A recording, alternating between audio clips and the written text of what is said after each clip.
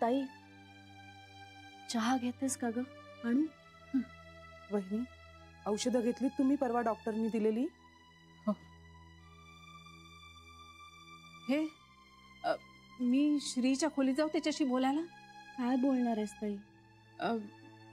त्याला विचारते ना की बाबा रे काय चाललंय हे, तू असा निघून गेलास तर मला काही अंदाजच येत नाहीये. तुझ्या मनात काय चाललंय हे मला स्पष्ट सांग. वहिनी, पण आई म्हणाल्या तसं श्रीला धक्का बसणं पण स्वाभाविक आहे ना. पण शरीर झालंय काय ना, इतक्या वर्षात श्रीचे वडील या विषयावर आम्ही कधी काही बोललोच नाही. अगं न बोलता सगळं काही कळत होतं आम्हाला. त्यामुळे आता त्याची प्रतिक्रिया काय असेल ह्याचा काही अंदाजच नाही आला मला. मुळात खूप समजूतदार आहे ना ग तो, त्यामुळे हेही समजून घेईल असं गृहीत धरलं मी. श्रीने त्याच्या काकांच्या बाबतीत कसा आश्चर्याचा धक्का दिला, मला वाटलं की तो तसाच त्याच्या वडिलांनाही स्वीकारेल. वाटलं ना तुला? हो, मलाही तसंच वाटलं अगं, खरंच. पण तू स्वीकारणार नाही असं आपण गृहीत का धरतोय? थांबूया ना थोडा वेळ. बोलेल तो हळूहळू, कळेल आपल्याला त्याचं मत. आणि श्री हे नक्की ऍक्सेप्ट करेल, मला खात्री. पण श्रीच्या तोंडून हे ऐकल्याशिवाय जीवात जीव नाही येणार आहे माझा. भाऊजी समजून घेतील ना श्रीचं हे वागणं? श्रीचा आनंद आणि ह्यांचं इथे असणं कायमचं, हे दोन्ही होईल ना ग? खूप खूप जास्त अपेक्षा करते का ग मी? हे दोन्ही एकत्र होईल ना? कारण हे पुन्हा घर सोडून गेले तर मला सहन नाही होणार आहे आता. ताई, वहिनी रडू नका ना. ताई शांत. हे बघा, श्री खूप शहाणा मुलगा आहे. म्हणजे आत्ता पटकन रिॲक्ट झाला तो, पण आपण म्हणजे तू दादा, तू जरा समजुतीने घ्यायला हवंस. हो, श्री खूप चांगला मुलगा आहे रे कांता. एखाद्या मुलानं बघडं धरून बाहेर काढलं असतं. हेच वाईट वागलं. हे बघ रमाकांत, तुझ्यावरचा त्याचा राग स्वाभाविक आहे आणि हे तुलाही कळलंय. म्हणून तो कसाही बोलला, कसाही वागला तरी आत्ता तू ऐकून घे, त्याच्या कलानं घे. पण हे घर सोडून जाऊ नकोस. अगं आई, पण तो मला नका राहू असं म्हणाला तर कसं राहू मी? नाही, मी इथं येण्यापूर्वी मी गृहीत धरलं होतं की तो माझ्याशी काही काळ चांगलं वागणार नाही. पण तो म्हणाला की नकाच राहू, तर कुठल्या तोंडानं राहू आई? तू कधीपासून दुसऱ्याचं ऐकायला लागलास? मी आणि नर्मदा तुला किती सांगत होतो जाऊ नकोस, तरी तू गेलास. स्वतःच खरं केलंस. तसं आताही कर, नको ऐकूस त्याचं. हे बघ आई, त्यावेळेला ते ठरलेलं होतं की मी परदेशी जाणार, आणि मी नर्मदेला विचारलं होतं, तिनं नकार दिला. एक मिनिट. जे झालंय त्याच्यावर बोलून काय फायदा आहे आता? आपण आता पुढचा विचार करायला हवा, नाही का? अरे कांता, कपाटाचे ड्रॉवर्स बंद करावेत तसे विचार नाही रे बंद करता येत. आधीच माझ्यामुळे या घरात सगळ्यांना मनस्ताप झालाय. पुन्हा एकदा माझ्यामुळे या घरात भांडण तंडे नको आहेत. श्रीच्या मनात जे असेल तसं होऊ दे. उलट होऊन जाऊ देत भांडण तंटे. सगळं बोलून मोकळे व्हा एकदाचे. रमाकांत, तू गेलास तर भांडण तंटे होणार नाहीत, पण घरात शांतता पसरेल, आणि ती स्मशान शांतता असेल.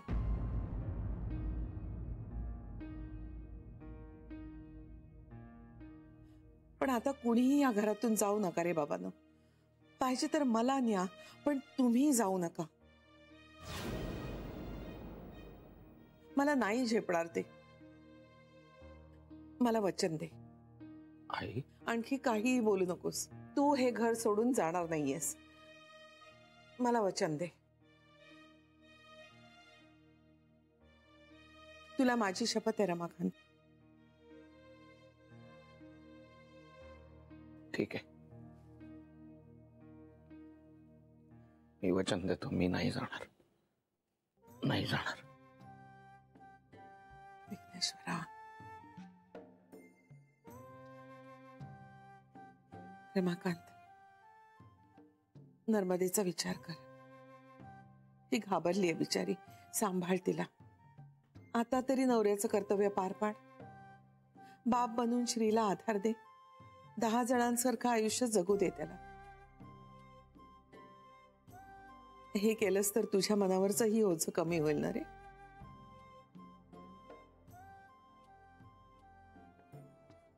मी बोलतो नर्मदाशी.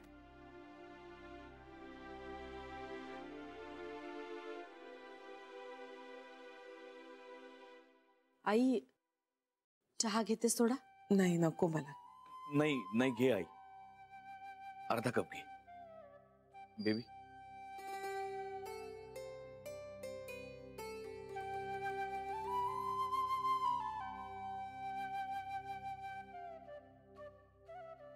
बरं, सगळ्यांनी ऐका. श्रीशी आत्ता कुणीही बोलायला जाऊ नका. स्वतः शांत होऊ दे त्याला. तेवढा वेळ आपण त्याला द्यायला हवा. कळलं?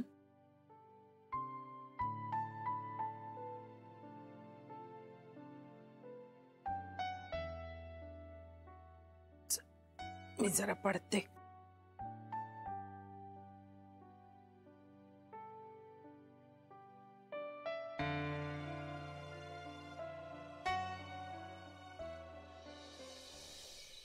आईजी, श्रीच्या मनात खूप विचार चालू आहेत आता, पण आईजी त्यातला कुठलाच विचार त्याला शांत नाही करू शकत आहे.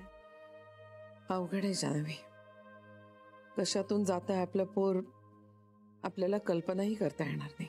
पण आईजी, श्री यातून लवकर बाहेर येईल. मलाही तसंच वाटतंय. त्यानं बोलायला हवं. जानवी, तो बोलतो तिच्याशी, तो बोलला तर त्याला अडवू नकोस. मनात काय असेल ते बोलू दे त्याला. हो आईजी. संध्याकाळ झाली. श्री जेवला की नाही अजून? तुम्ही नाही जेवलायत आईजी. माझ्या वयात कमीच आहार असतो, पण तो तरुण आहे, त्यानं जेवायला हवं. त्याला तर मी खायला लावतेच, पण प्लीज तुम्ही खाऊन घ्या ना थोडस. जान्हवी, सांगितलं श्रीला? काय काय म्हणाला तो? त्याला पटतंय ना सगळं? नर्मदा, अशी घायकुतीला येऊ नकोस. आई, घाई आहे. तुमच्या लक्षात येते का? खूप घाई आहे आई. ते घरातनं निघून जातील. त्यांना थांबायला हवं आई. श्रीला म्हणावं, राग तर काय आपल्याला सगळ्यांना आलाय ना त्यांचा, आणि आपल्याला सगळ्यांना मान्य आहे की त्यांचं चुकलंय. आणि ते तर बिचारे सारखे माफी मागतात आपल्या सगळ्यांकडून. आपण त्यांना घराबाहेर काढलं तर काय होईल? त्यांच्या चुकीची शिक्षा मिळेल त्यांना, की आपला सगळ्यांचा राग कमी होईल त्यांच्यावरचा. आता ते स्वतःहून आपली चूक कबूल करतायत ना, मग आपण थोडं मोठं व्हायला हवं. जान्हवी, सांग त्याला, आता आपण थोडं मोठं व्हायला हवं. इतकी वर्ष सधवा असून विधवेसारखी जगले मी. आई, नव्यानं आयुष्य सुरू करायची संधी दिसते मला डोळ्यासमोर. श्रीला म्हणावं, ती लाथाडू नकोस. कृपा करून डोक्यात राग घालून घेऊ नकोस, नाहीतर सगळं विस्कटून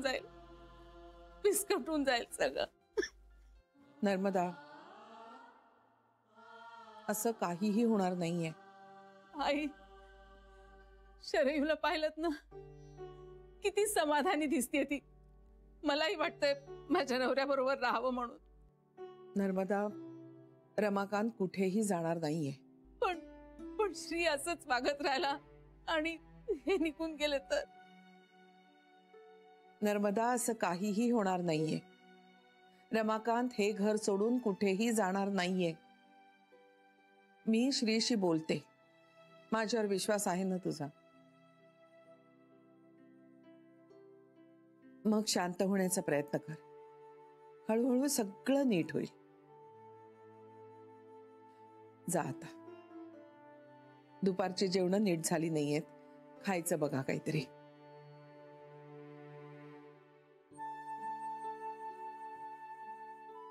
जानवी, श्रीचा मूड नीट असेल तर मी बोलते त्याच्याशी.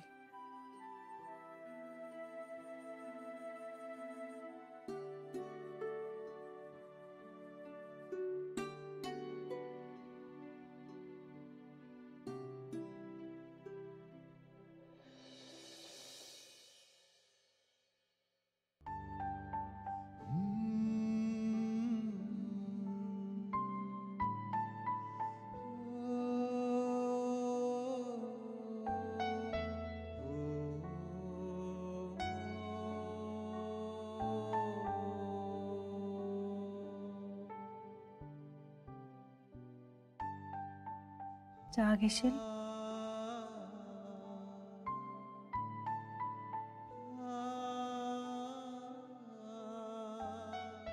तरी काही खाल्लंही नाहीयेस, तू जेवला नाहीयेस.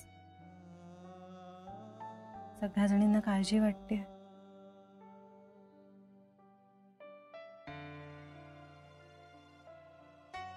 बिचाऱ्या,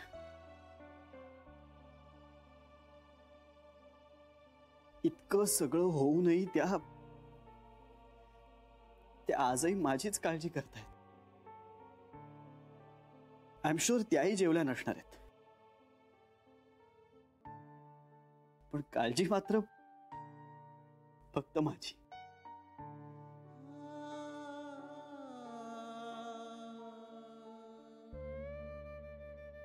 बस झालं. मी त्या अर्जुनशी बोलून येतो. का मुहूर्त चांगला नाहीये? नाही नाही श्री, तसं नाही. पण हे बघ, आत्ता रात्री नको, तू सकाळी बोल ना. का? त्यांची झोपमोड होईल आणि मग त्यांनी आतापर्यंत इतक्या जणांची झोप उडवली, त्याचं काय? श्री, त्यांच्यासाठी नाही, मी तुझ्यासाठी म्हणतेय. हे बघ, तू आता खूप चिडलायस, त्यामुळे तू रागाच्या भरात बोलू नकोस. उद्यापर्यंत जरा शांत होशील मग बोल ना. जानवी, त्यांच्याबद्दलचा माझ्या मनातला राग कधीही कमी होणार नाहीये. मग आत्ता काय आणि उद्या काय? जो काय तुकडा पडायचा ना तो आत्ता पडत ना. असं नको बोलूस श्री. तू आईंचा विचार कर ना. त्यांनी केला होता तिला सोडून जाताना तिचा विचार. पण म्हणजे तूही त्यांचा विचार करायचा नाहीस असा अर्थ होतो का? वडील आहेत रे ते तुझे, त्यांनाही काहीतरी वाटत असेल ना. अरे पण मुळात गरजच काय त्यांच्याविषयी इतकं बोलण्याची, इतका सगळा विचार करण्याची? आजवर त्यांच्या वाचून आमचं काही अडलं नाही अडलं ना, मग यापुढे अडणार नाही. मग त्या माणसाने या घरात का राहायचं? आणि म्हणूनच मी त्याला हे सगळं सांगणार आहे. असं नको करूस जानवी. तू माझ्या बाजूने उभी राहू शकत नसशील ना, तर निदान माझ्या विरोधात तरी उभी राहू नकोस. श्री, तुझ्याच बाजूने आहे मी. फक्त ह्या सगळ्यात तुझं फॅक्ट्स कडे दुर्लक्ष होतंय, इतकंच सांगायचंय मला. कुठल्या फॅक्ट्स?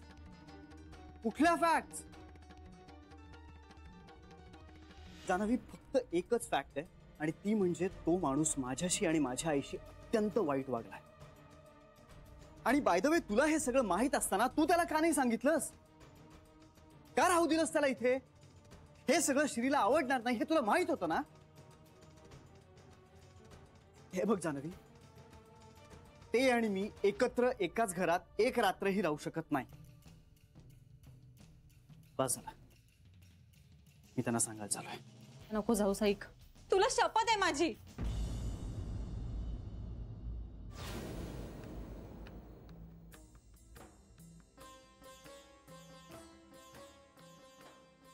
सॉरी. हे बघ, पण तरी नको, आत्ता नको. श्री, तू त्यांच्याशी बोलू नकोस असं मी म्हणत नाहीये, पण आत्ता नको प्लीज. तुझं प्रेम आहे ना माझ्यावर, तुला आपल्या प्रेमाची शपथ. प्लीज आत्ता नको.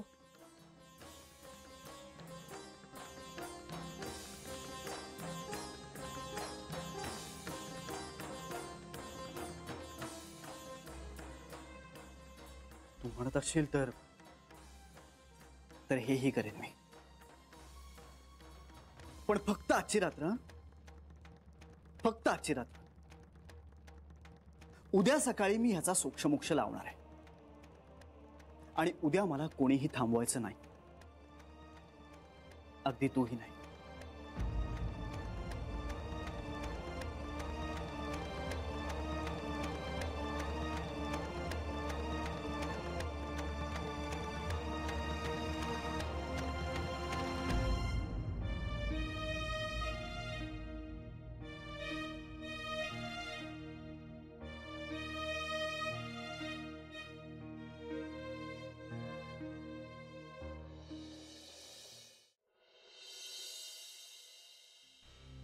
याची निर्णय चुकला का हो आपला?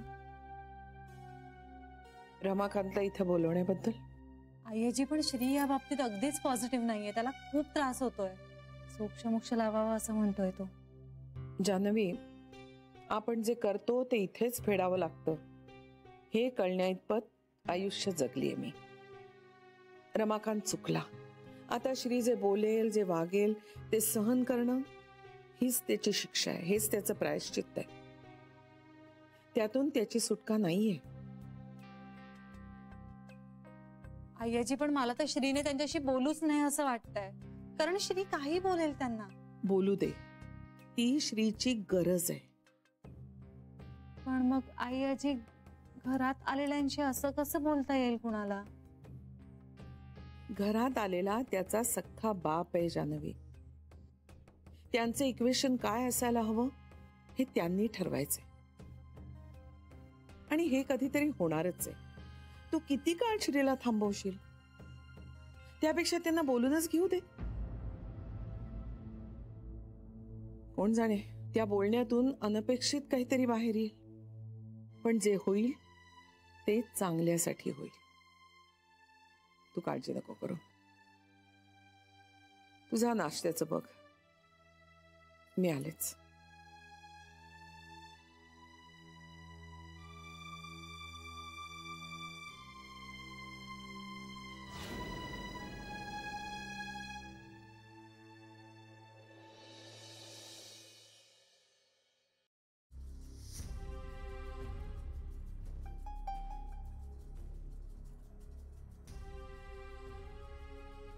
वहिनी राहू दे ना, मी करते, तुम्ही घ्या चहा. तू घे.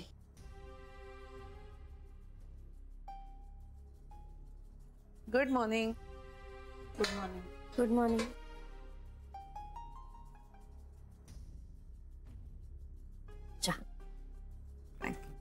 Good morning Shri.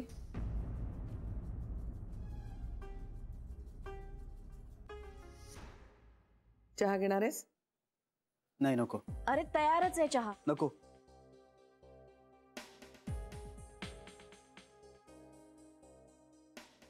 आई, आजी कुठे? का रे? बोलायचंय, महत्वाचं.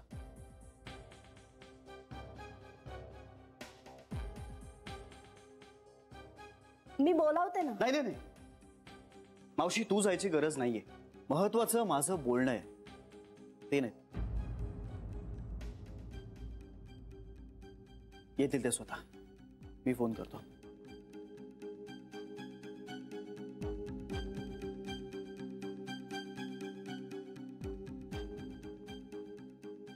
Good morning everybody.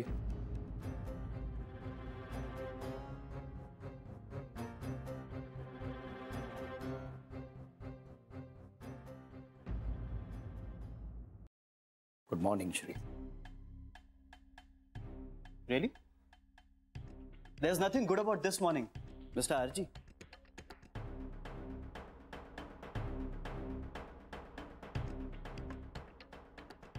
म्हणजे निदान माझ्यासाठी तरी.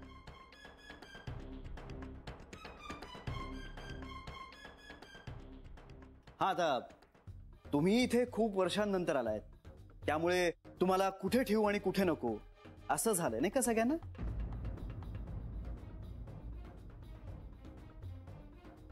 नाही, तू दुखावला गेलायस हे मला कळतंय. तुम्हाला माझ्या भावना कळतात? क्या बात आहे. मी अपराधी आहे तुझा श्री. मला माफ कर असं कसं म्हणू मी. तू देशील ती शिक्षा मला मान्य आहे. मी शिक्षा मी कोण आहे तुम्हाला शिक्षा देणार आहे? माझा काय अपराध केलाय तुम्ही? हा, तुमच्या लेखी तर मी नव्हतोच. तुम्ही तर माझं अस्तित्वच नाकारलं होतं. आणि मग अशा माणसाचा तुम्ही अपराध कसा काय करू शकाल? जर काही अपराध घडलाच आहे ना, तर तो हिच्या बाबतीत.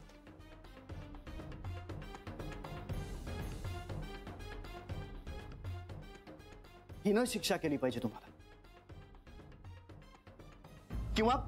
किंवा हिनं